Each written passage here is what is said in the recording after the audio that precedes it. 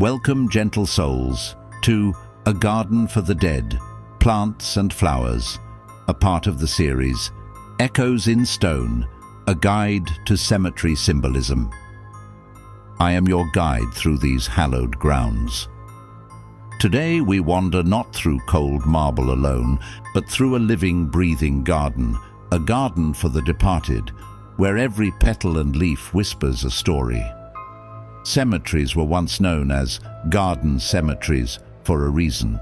They were designed as places of beauty and contemplation, where nature's eternal cycle of life, death and rebirth could offer solace to the grieving. Long before carved symbols, people used the language of flowers or florography to express sentiments too deep for words. Let us delve into this botanical lexicon. Behold the steadfast ivy, clinging tenaciously to stone. This evergreen vine, ever climbing, ever green, is a powerful symbol of fidelity, undying affection, and the eternal soul. Its three-pointed leaves often allude to the Holy Trinity. When you see ivy entwined around a monument, it speaks of a bond that not even death can sever, a memory that clings as tightly as the vine itself. Now consider the lily, a flower of profound significance. Its meaning shifts with its hue. The white lily, with its pristine petals and trumpet-like shape, is a universal emblem of purity, innocence, and the restored soul of the departed. It's often associated with the Virgin Mary and is frequently found on the graves of the young and the virtuous. Conversely, the calla lily, with its elegant sculptural form, speaks of majestic beauty and marriage, signifying a sacred union that continues into the afterlife. And what garden would be complete without the rose? The Queen of Flowers holds a lexicon all her own. A red rose, as you might guess, speaks of deep, passionate love and sacrifice. A white rose, much like the lily, denotes purity and heavenly grace. A pink rose offers a gentler message of gratitude and appreciation. A single rosebud, often found on the graves of children, represents a life cut short, a soul that had not yet fully blossomed. When you see a full bloom with two buds, it might signify a mother who passed away with her two children. The thorns remind us that love and life are often accompanied by pain and sacrifice. Let us turn our gaze to the humble yet resilient thistle. As Scotland's national emblem, it often marks the resting place of someone with Scottish heritage. But its symbolism runs deeper. The prickly leaves represent earthly sorrow and suffering, Christ's passion and martyrdom.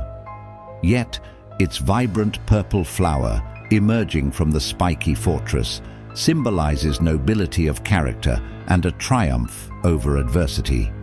It is a testament to a spirit that endured life's sharpest trials. Here we find the laurel, its leaves woven into a wreath. Since ancient times, the laurel wreath has been a crown of victory and honor. Placed upon a grave, it signifies triumph, not a victory in battle, but the soul's ultimate victory over death itself. It honors a life of distinction, accomplishment, and eternal fame. A person memorialized with a laurel wreath is remembered as a victor, one who has earned their eternal rest. Look closely at this carving of wheat.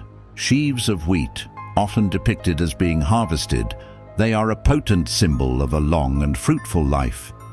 Just as grain is gathered at the end of its season, this symbol indicates that the deceased lived to a ripe old age, their life's work having been completed. It represents the divine harvest, where the soul is gathered by the Creator. It is a comforting image, suggesting fulfillment in the mystery of life rather than an untimely end. Beside it, we often see the palm frond. Similar to the laurel, the palm is a symbol of victory and spiritual triumph. It harkens back to Christ's entry into Jerusalem, where crowds laid palms in his path, hailing him as a king. In a cemetery, the palm frond signifies the triumph of the spirit over the flesh and the promise of a martyr's reward in heaven. It speaks of righteousness and eternal peace.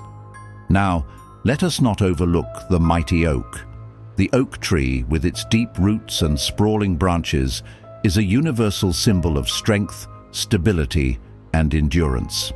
An oak leaf carved on a headstone speaks to a life of fortitude, honor, and steadfast faith.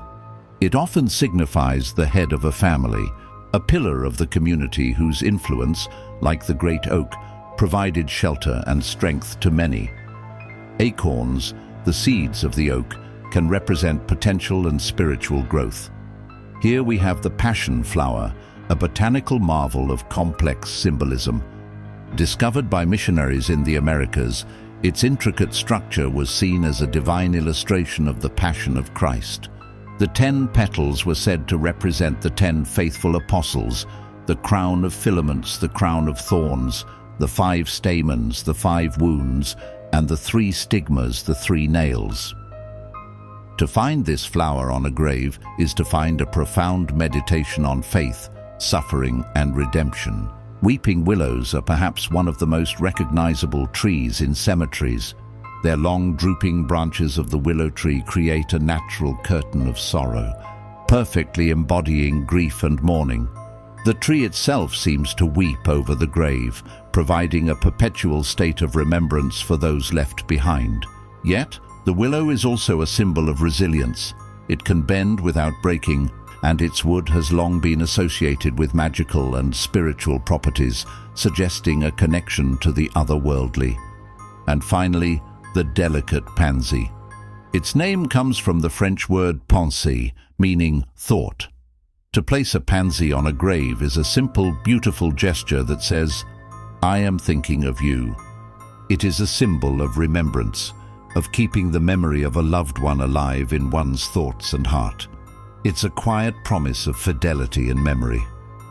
As we conclude our walk through this spectral garden, we see that these are not merely decorations. They are a language of the heart, a way for the living to continue their conversation with the dead.